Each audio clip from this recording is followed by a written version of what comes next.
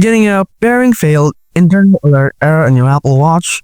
This usually happens due to software glitches, outdated iOS or Watch OS, or connection problems during the pairing process. So without wasting any time, let's get started. Solution 1. Force restart Apple Watch.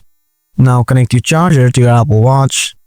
Then press and hold both the side button and the digital crown simultaneously for at least 10 to 15 seconds until the Apple logo appears.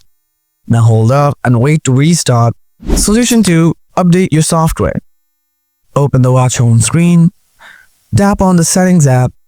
Now scroll down and then tap General. Tap Software Update. If there is a new update, then download and install the update.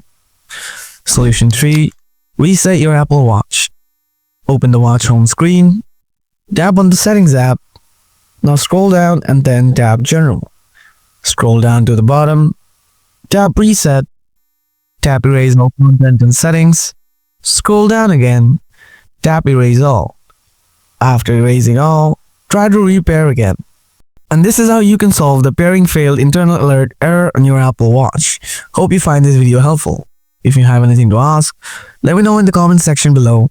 Thanks for watching. See you in the next video. Till then, stay tuned. Goodbye for today.